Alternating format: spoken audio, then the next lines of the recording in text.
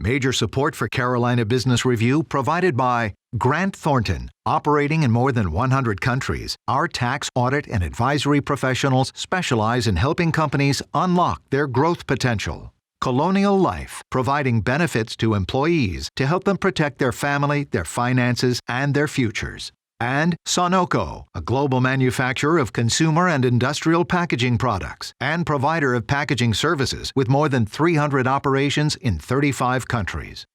There are many things that loom very large for us: political debate, global trade, the possibility of a near-term recession, gun control, health care, opioids, education funding, and student debt, just to name a few. Happy fall, and welcome again to the most widely watched source of Carolina business, policy, and public affairs seen across North and South Carolina for 29 years now. Thank you for supporting this dialogue. On this edition, we won't get to everything, but we will unpack many of these issues. Our expert panel starts us off in just a moment. And later on, the soon-to-retire Chancellor at UNC Charlotte, Dr. Phil Dubois, joins us again. Gratefully acknowledging support by Martin Marietta, a leading provider of natural resource-based building materials, providing the foundation upon which our communities improve and grow. Blue Cross Blue Shield of South Carolina, an independent licensee of the Blue Cross and Blue Shield Association. Visit us at southcarolinablues.com. The Duke Endowment, a private foundation enriching communities in the Carolinas through higher education, healthcare, rural churches, and children's services. Barings, a leading global asset management firm dedicated to meeting the evolving investment and capital needs of its clients. Learn more at barings.com.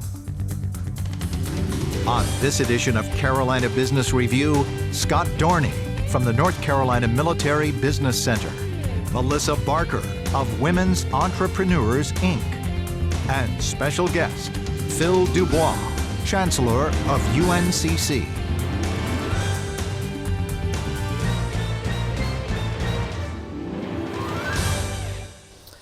Welcome to our program, Melanie. Good to have you here. Melissa, good to have you here. That's okay. Jeez. All right. I'm not going to say start again, but Melissa, good to have you here. Scott, nice to have you back. Great to be here. So, Colonel, what is the single biggest issue that you're facing right now? What's front and center? It's engagement. It's getting businesses to get involved in the federal marketplace. Biggest customer in the world, $600 billion a year in federal contracting every year. Too many businesses, not only in North Carolina and South Carolina, but nationally, self-select no, don't get involved in this market. So why not? Well, it can be imposing. It's a lot of red tape, but there's a lot of agencies that are available both in North and South Carolina to help businesses get started, obviously, learn new markets, and in the federal market, get registered, get certified, and then what we do in the Military Business Center, connect them with actual contracts and help them bid. So we believe that, this is a huge market. It's not one to be ignored, whether it's $2 billion worth of hurricane recovery work or just the normal sustainment work for our bases and other government customers. It's huge opportunities for businesses, large and small. 23% of federal contracting goes to small businesses, so we got to get those businesses engaged in this market. Melissa, what's front and center? What's big for you? Women are flocking to entrepreneurship. At twice the rate of men, last year over 1,800 women-owned businesses were started every day. Entrepreneurship has obvious advantages for us: personal fulfillment, time freedom, financial stability. But the problem is, while starting a business is as easy as it's ever been, running a successful one isn't always as easy. You've got to have the right support. You've got to have the right knowledge. Let me unpack a couple of things. I'll come back to you in a second, but I want to talk about the women in entrepreneurship. Melissa, you said something, and I want to read this verbatim because this is pretty compelling. You said, women start their own businesses, have control over their earnings, but they don't pay themselves fairly. Interesting. They undercut their pricing and ultimately contribute to that wage gap cycle. Mm-hmm. That's interesting. So while women, we all talk about not enough women in the boardroom, not enough women in the C-suite. You said they're flocking more to entrepreneurship, but there seems to be that you've got a finger pointing to women themselves when it comes to the pay gap. Is that fair to say? I think it's really important that women focus on what they can control. And when you're working for someone else, you can't always control, are you going to get the promotion? or fixing the wage gap. So entrepreneurship is a way to get out and say, well, listen, if you can't pay me what I think I'm worth, I'll set my own prices.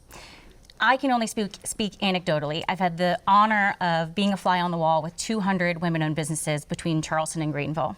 And what I see is constant discounting, constantly lowering prices, constantly running promotions. As a marketer, things that really pain me to see, right? Because I believe that they're undercutting their value. So tying that back to the wage gap, I guess it's a way of saying you just realize that there's an issue for the person that you're working with. You decided to take it in your own hands, maximize that, right? Use that opportunity to pay yourself wisely, and then be a role model for the upcoming women that are running businesses to say, you don't have to be constantly discounting yourself, right? Be competitive in the marketplace, but know your worth. Do you see, and just one more question on that, and then we do have to move on. Do you see that women-owned businesses, small business entrepreneurs, are recognizing that and taking action to not underprice when they bid or do an RFP? Are they responding, in other words, knowing that that's been a challenge?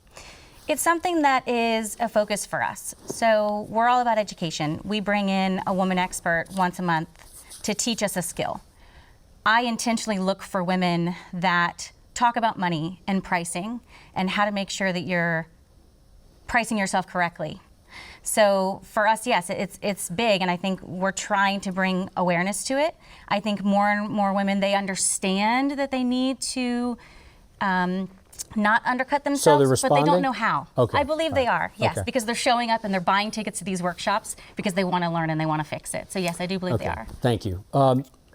Completely different, almost random here, and it's not meant to be. But Scott, the North Carolina Business, is it North Carolina Business Military or Military Business Center, part of the community college system. Part of the community college system. But one of the things is hurricane prep. Absolutely. And how convenient that is during hurricane season. We've already had a scare or two, and more than a scare. Right. Of course, Dorian landed. We've got a couple other now that are down in the Atlantic. What do you look at? How do you prep? Is there are you a little bit more gun shy now that we've had some serious storms roll onto the Carolina coast? Well, Hurricanes are a big issue here. Of course, there's issues everywhere across the country for military installations, but with our installations principally in the eastern part of the state, they are vulnerable to hurricanes. Hurricane Florence, Hurricane Michael together did about $2 billion worth of damage to Camp Lejeune and Marine Corps Air Station Cherry Point and New River. So that's clearly an issue, but it creates great opportunity. So we just did an industry day with the Navy right here in Charlotte and had 500 businesses attend because the Navy's about to release all this reconstruction work at Camp Lejeune and Cherry Point at the end of this year and into 2020. So it represents great opportunity for businesses, and not just constructors or designers, but all types of, even lodging industry. Yeah. When you have to lodge contractors to do $2 billion worth of construction work, that's great opportunity. But it certainly creates challenges. Our bases all have contingency plans for moving aircraft and other vulnerable equipment, but they definitely represented a challenge both before the fact and in recovery. And Melissa, I know this is anecdotal to use your term before, but you're headquartered in Charleston, the Low Country. These kind of storms, do these pose challenges for small business and you down there? Oh, absolutely. And does it make you think differently about? For sure. So many of the women in our group are solopreneurs. It's just us. So if we're evacuating for a hurricane, right, and we're taken out of pocket or our internet goes down, you've got major issues with serving your clients and customers. So it's really important to think from day one, right? How does my business continue to run if I'm misplaced from the hurricane, or if I own a brick and mortar that gets destroyed? It's a serious issue. Do you have Plan B in place personally, as you saw not long ago with Dorian, that was squarely headed toward the Low Country? This was one of my biggest learnings. I went it alone for the first 2 years that I was running my marketing firm. And because it's hard to have enough revenue coming in the door that you can build your team. Yeah. But once I did, and Ann Winters, who's here in the green room, was my first employee. Once you learn the importance of having a team in place or systems in place, if not a human, right? Automated systems in place, that's a game changer, right? Now you've just added sustainability to your business and you've taken it off your shoulders. Okay, all right, stay with us. We're going to bring our guest on here in just a moment. Coming up on our program, some of these issues that we've talked about in the first few minutes of this program have been around workforce and what we call workforce development. We are going to take a deeper dive with workforce development. Dale Jenkins, MC Belk Pylon will be on that program, along with Dr. Tim Hardy from the South Carolina Technical College System. And then also coming up, Dr. Patrick Cawley, president at MUSC in Charleston, will be joining us as well. This past spring, UNC Charlotte joined a dubious club of public places that have experienced gun violence and the tragic loss of life. On April 30th, a gunman took the lives of 2 students and injured 4 more on campus. Joining us now is the Chancellor at the University of North Carolina at Charlotte, who himself is not a stranger to tragedy on college campuses, as he was at the University of Wyoming in 1998 when gay student Matthew Shepard was beaten and later died as a result of those injuries. We welcome now Chancellor Dr. Phil Dubois. Dr. Dubois, welcome to the program. Good to be with you, Chris. I'm glad to see you again. And with all deference to the faculty, to the families who lost loved ones, to yourself, I want to ask you this question, Phil. You've been through this now a couple times in a very public way, in the full purview of the faculty, of students, of families. How do you yourself, how do you compartmentalize what an overwhelming emotion could be, and I'm understating it, and having to be kind of that solid pillar of rational decision making during a very critical time? Well, I'd say to you, it's almost impossible to compartmentalize. You're affected as a leader just as anyone in your community. The important thing is to figure out how to lead them during that really difficult time.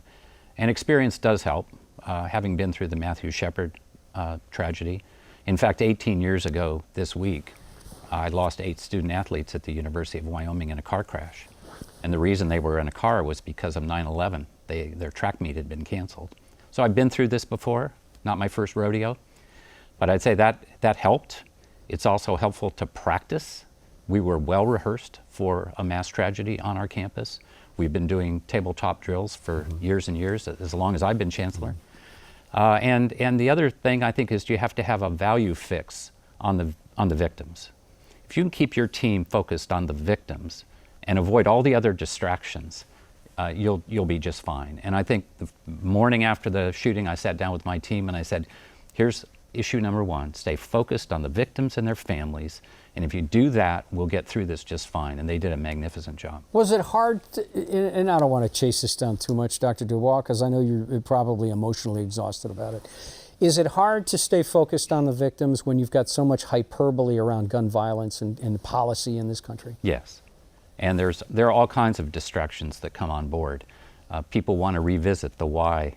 Why did this happen? They want to revisit how does the Chancellor feel about guns and gun violence and all those kinds of things. We're a public institution. I explain to people there are lots of positions on gun control. We represent everybody. We're not out here to make a public statement about gun control or banning guns. We're here to focus on those victims and the recovery of our campus community. I mean, just this fall, we had 30% more students go into our Counseling and Psychological Services Center than we had in the spring before the tragedy. So it's something that affects different people in different ways, and my job is to make sure my team supports each and every one of them.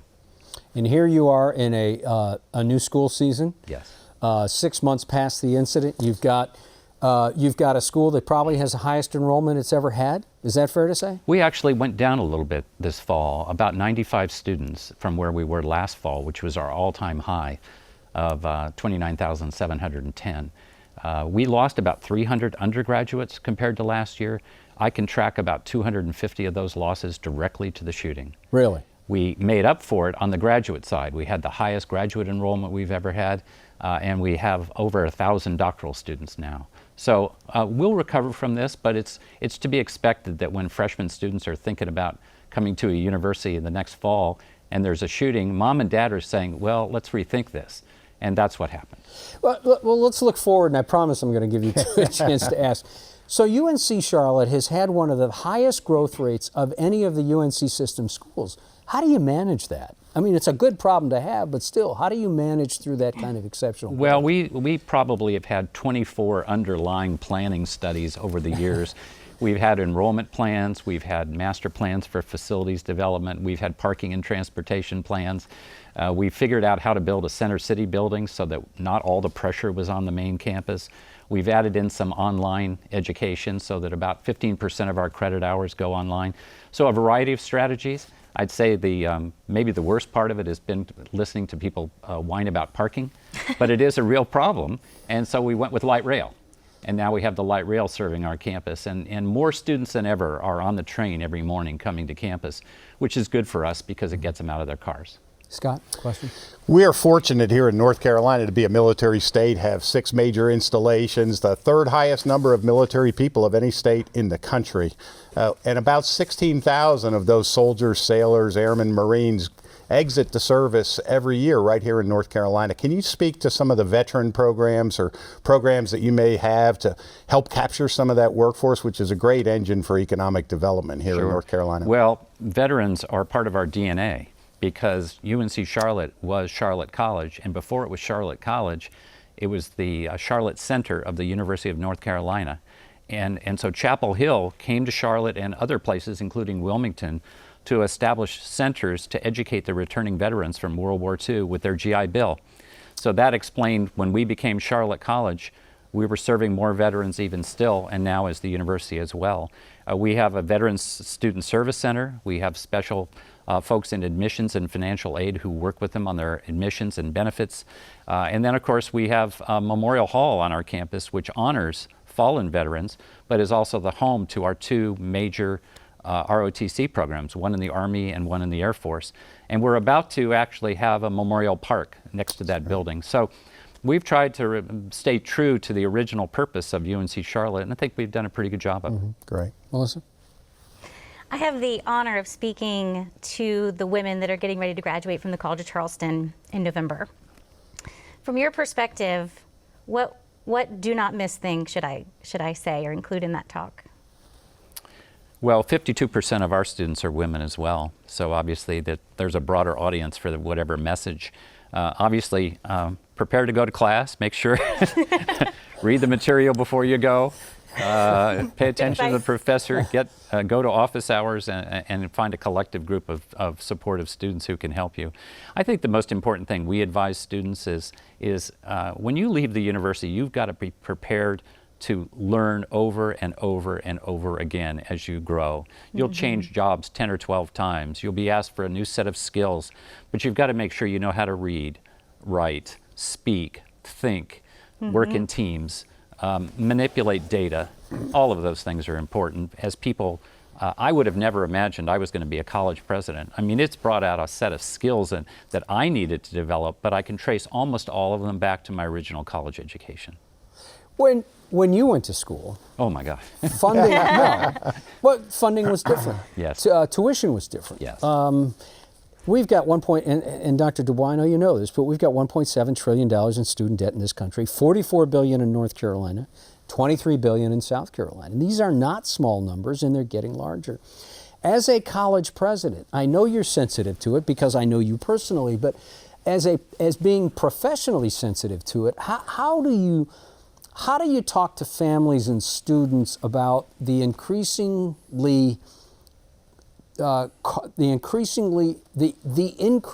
in the college education cost, and not just factoring it out over their lifetime, but just the plain that it's almost like joining an elite club to get into a college and then you have to pay for it. I mean, it seems like an overwhelming mountain for some people. It personally matters to me because when I went to the University of California at Davis in the late 60s, early 70s, just so you know, I was paying $150 per year in tuition.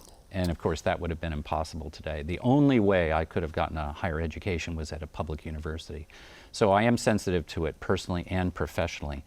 Within that statistic that you cite, though, is a vast variety of circumstances, both for individuals and institutions. So let me just tell you the UNC Charlotte story. 75% of our students are coming in needing financial aid. We have the largest number of Pell recipients in the UNC system. That's for the neediest students in the federal aid program. 75% of the aid that we're able to provide those students after Pell is in loans. usually federally subsidized or unsubsidized loans. So our students are going to graduate debt. What do we do about it? Well, first of all, in our $200 million exponential private fundraising campaign, which I will wrap up before I retire, the biggest chunk of those dollars are for student financial aid. And the second thing is to focus attention on getting students not only in, but out, and out quicker. And that includes not only support services and good advising, but it also includes policy changes so students aren't allowed to repeat courses endlessly, that they don't stay longer than they should. And so our students, we're bringing our debt level down. But I got to say to you that the age of an institution can matter. Chapel Hill, as an example, is bringing in students, and they're able to support them because they've had a long tradition of private philanthropy. Ours is much younger. We were only established in 1946 and only became a four-year school in 1965. So it'll change over time, but yeah, we are sensitive to it, and we try to make sure that we keep those increases as modest as we can. And I don't want to say that the system is broken, but isn't there a different way of looking at this? Instead of saying, well, we're going to raise a whole bunch of money in endowments and funding and loans and special grants, instead of addressing the problem at the increased cost of education, plain and simple, at the source? I disagree with the increased cost of education analysis. I would say to you that if you looked at the public support, the state investment in higher education, although it's gone up in real dollars, it hasn't gone up as a proportion of the total. So when I started as chancellor, the state appropriation was about 80% of our core academic budget. It's now about 60% of our core academic budget. We're grateful for the appropriation, for sure, but it is a declining, an ever declining proportion of the total. And that obviously then turns around to the question of, well, do you cut academic programs, or do you try to have your students help a little bit? We've done both. Yeah, okay. Scott? One issue I think that faces businesses in all sectors, and certainly in defense contracting. In fact, next year, all defense contractors, whether they're primes, subs, or even suppliers, will have to be certified that they're compliant with basic cybersecurity standards. I know that UNC Charlotte's been engaged in cybersecurity for quite some time. It's an NSA certified Center of Excellence for education in cybersecurity. Can you talk to those programs and what you offer to businesses and workforce development within information security? Well, you're quite right. In fact, our College of Computing and Informatics is the largest in the state.